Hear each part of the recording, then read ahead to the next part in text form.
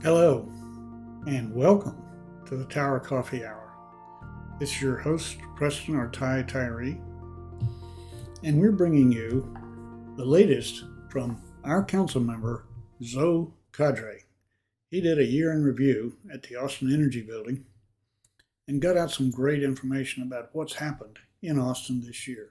He also had a chance to introduce his staff and some people from Cap Metro and ATX rides. Let's go see what they said. You're going to have to forgive me a little bit. I had a new camera and the zoom in just is not good. I'm going to have to replace that camera. But I hope you can live with what we got. Thank you.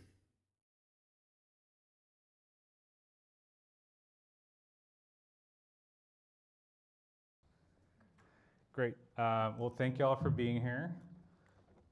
Sorry. And I'm really grateful for the opportunity to have one last touch base with folks in the community before we go into the new year. We have town halls throughout the year. We attend neighborhood association meetings throughout the year.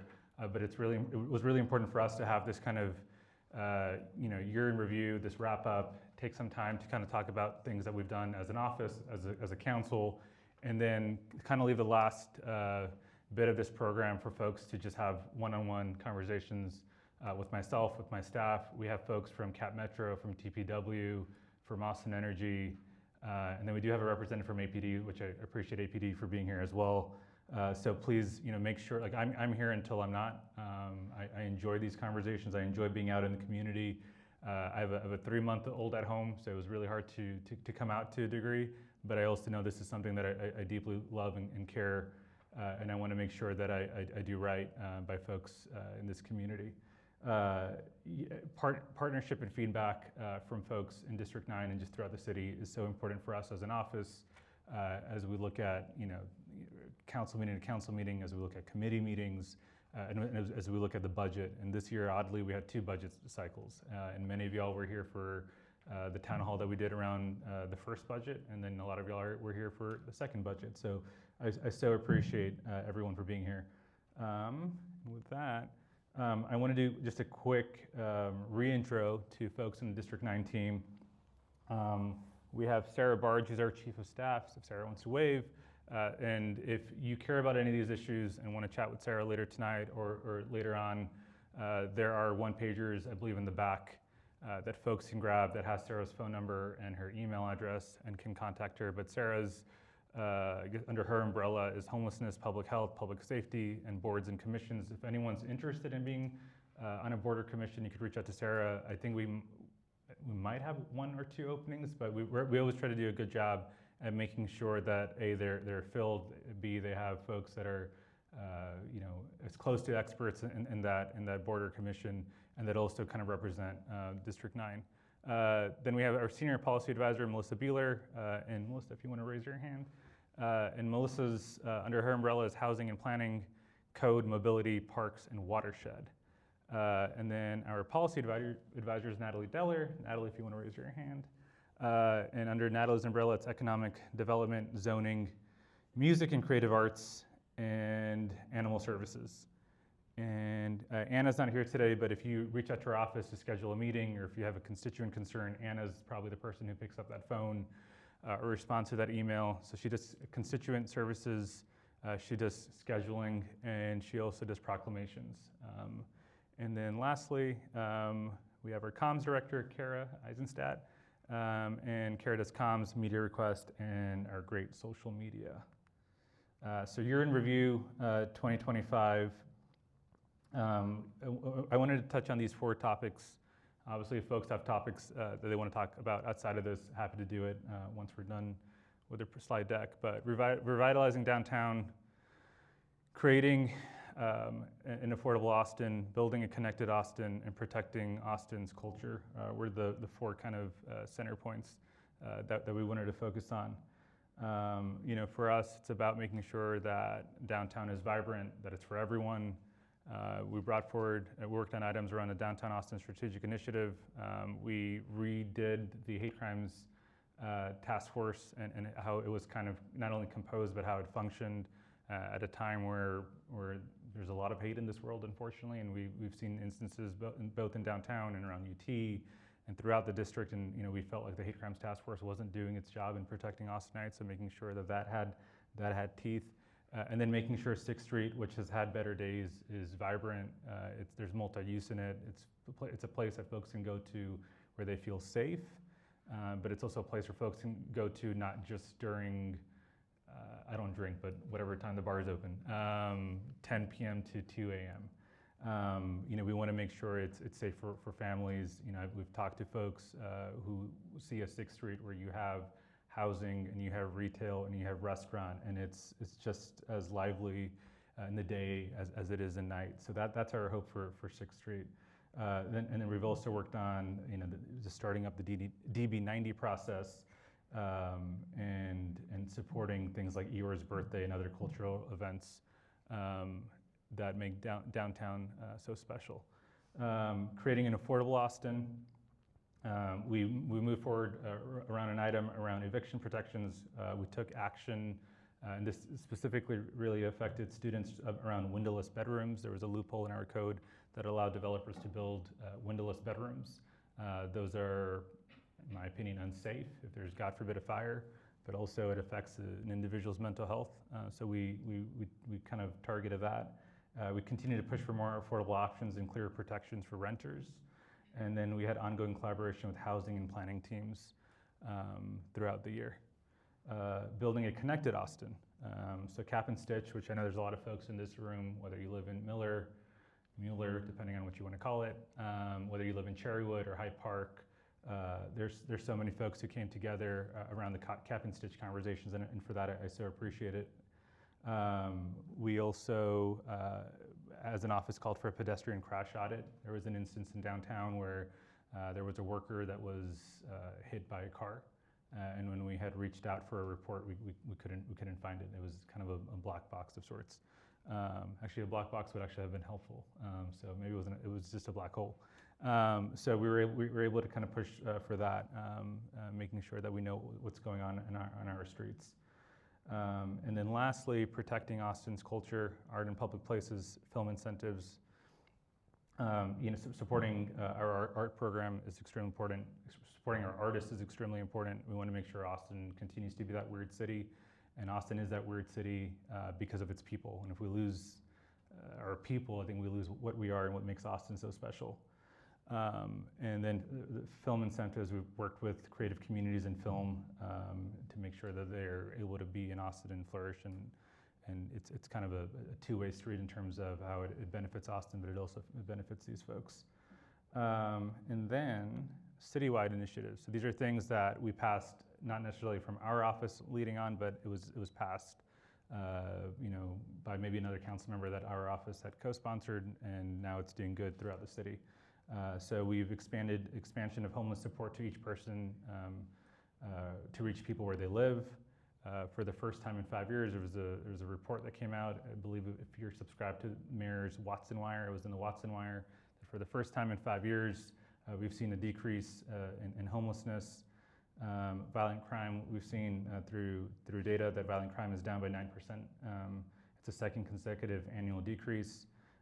We've seen advancing efficiency optimization initiatives for fiscal year 26. With city services, we earned the highest score in the Human Rights Campaign's 2025 Municipal Equality Index, which is something to be proud of. Mayor Pro Tem Fuentes, who was here a little while ago, she had brought forward an item around formal soccer city designation and helping grow local soccer facilities. And then we look to modernize and expand safe routes to school program. And then budget highlights. We had 2 budget cycles this year. But what we walked away from, which was the budget that was passed about almost 2 weeks ago, was making sure that we fully funded EMS overtime to eliminate brownouts. We expanded mobile crisis outreach team, MCOT, to operate 24/7 for 911 calls. We expanded wraparound services for shelter and permanent supportive housing. We provided direction to create a uniform process for social service contracts, and we directed staff to prepare a mid-year proposal to fully fund MCOT. And then we focused on essential services, public health, mental health, and community safety, which having 2 sets of budgets and hearing from folks in the community, that was the main takeaway that our office took, that I think the council took, is that folks just want the city to work for them. And yeah, with that, like I said, I wanted to keep it as short as possible. More than anything in my almost 3 years on the job, is that I enjoy the human interaction. I enjoy talking to constituents. Before I went on my semi-paternity leave, I would do office hours on Fridays. We'd have taco events during the week. I would have one-on-ones just throughout the week, whether it'd be at a coffee shop or at City Hall or be virtual. There's many folks in this room that I've had an opportunity to talk with. There's many folks that I've never had the opportunity to talk with. So I really do want to spend the remainder of time that we have here together. Cat Metro, if you want to raise your hand. Cat Metro's in the back if anyone has any questions around Cat Metro. And I guess TPW folks are in the back if any folks have any questions with them. And then my staff who had raised their hand are all here if you have any specific questions on a policy area. And then I'm here. I really do want to, as we move forward and we look at 2026, and there's a lot of really great stuff that we've done as a city. There's a lot of really great stuff that we've done as an office. But there's always room to do more. There's always room for improvement. There's been a lot of success, but the job's not finished. Whether it's around housing affordability, mobility issues, helping around house community, workers' rights, the list kind of goes on and on and on. So I really want to hear from folks, whether it's an idea that you guys might have around something that you want our office to look at in 2026. Maybe it's an issue that you're currently having in the neighborhood, and if you would like for us to look into it. Maybe you want us to come to a neighborhood event, which I'm all excited about. Excited to go to dinners and potlucks and all the things that we have as we wrap up the year. So I just want to take the next 30 minutes to just chat with folks. And I'm also going to do something that I've been doing since even before I was in office. This is a 24/7 job. I don't have to fly anywhere. I'm not in session every other year. Like this is my job. This is a community that I care deeply about. I was going through my phone today for some reason, and I saw that I had a lot of numbers and a lot of names that I'm like, I think I've talked to that person maybe once, but it's because I give out my number quite a bit. And it's because I want to hear from folks directly. Unless it's like 12 o'clock, between 12 and 7 a.m., I probably won't answer my call or text. I did have a constituent once who called me 18 times at 5 a.m. And then left a bunch of texts and voicemails that I will not play. But outside of that, as long as you don't abuse it, I will answer the calls and the texts, and I want to be present. So my number is 361-652-8290. If anything ever comes up, if there's ever an issue, obviously email our office, but please do also reach out. So with that, I guess we can open up and break out if you want to reach out to folks in the back with TPW or Cat Metro, and then I'll just kind of float around if anyone wants to chat with me. Thank you all.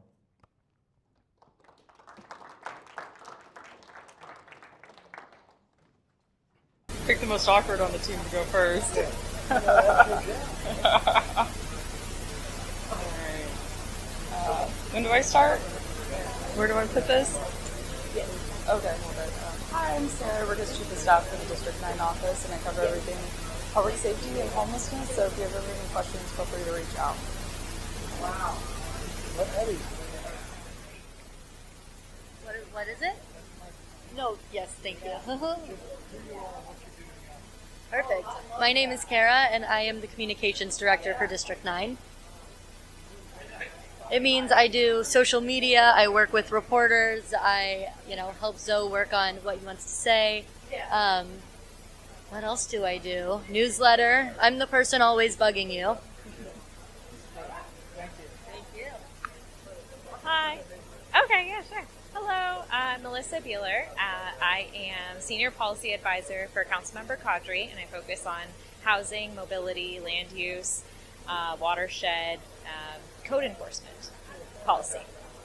Yes, all types of housing, especially affordable housing. Thank you. Got it. Hi, I'm Natalie Deller. I'm a policy advisor for Councilmember Qadri's office. I work on economic development policy, creative cultural arts policy, and animal services.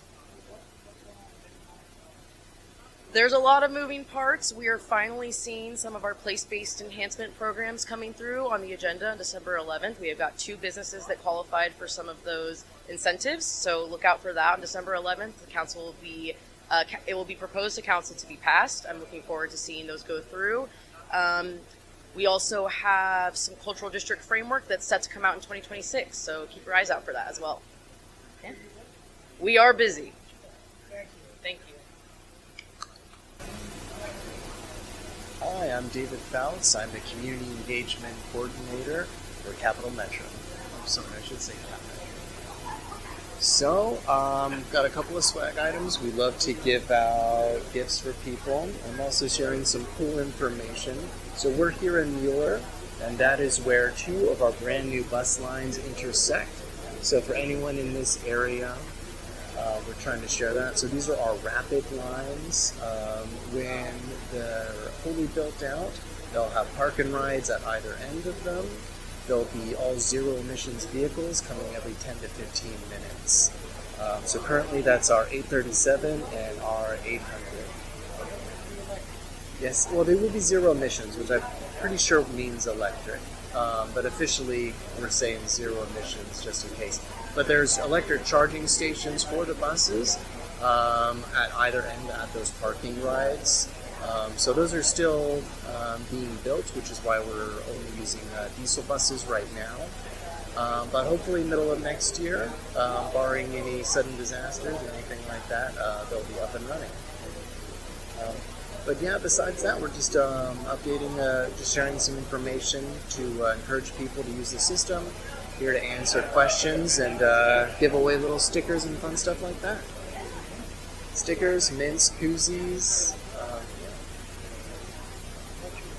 Yeah. So I use this train, so this is a little model of our train. I wish I had more to give away, but I mainly use it just to make people curious, so they'll come and talk to me.